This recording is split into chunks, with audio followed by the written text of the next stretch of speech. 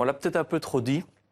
C'est un phénomène qu'on retrouve en Europe lorsque la classe politique, les médias dominants répètent trop tôt, annoncent trop vite une victoire. Ça suscite chez certains électeurs une réaction de rejet. On va voir, hein, mais je ne dis pas que les gens qui votent pour Donald Trump votent par rejet du système ou d'Hillary Clinton, mais quand on dit depuis 14 mois que le jeu est plié, ce sera Hillary Clinton, Jeb Bush, c'est ce qu'on disait il y a 14-15 mois.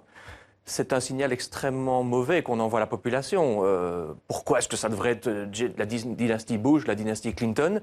Non, nous, on a le droit de s'exprimer. Et je pense que Bernie Sanders et Donald Trump doivent beaucoup au fait qu'on avait trop vite, trop dit que ce serait Clinton-Bush. Hein, c'est ce qu'on disait il y a 14 mois.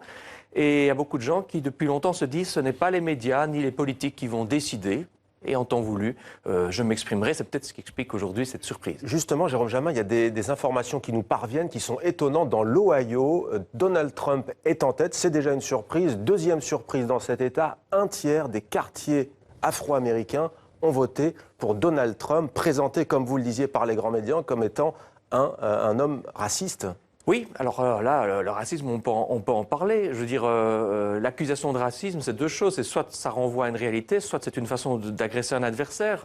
Beaucoup de gens ont également dit que Donald Trump avait été dans toute sa carrière accompagné de gens de couleur et que jamais dans ses comportements, il y avait, notamment dans le choix des gens qui étaient à la tête de son empire, il n'y avait pas de discrimination. Donc il y a des gens qui vont se dire, on dit qu'il est raciste parce qu'on veut le discréditer, mais c'est un homme d'affaires, son parcours montre qu'il n'est pas raciste. Et donc ça ne me surprend pas que des gens issus des minorités puissent s'y retrouver. Ce n'est pas surprenant. Jérôme Jamin, Hillary Clinton a eu visiblement beaucoup de mal à mobiliser son électorat. On disait pourtant que les hispaniques avaient massivement voté en sa faveur et beaucoup par vote anticipé.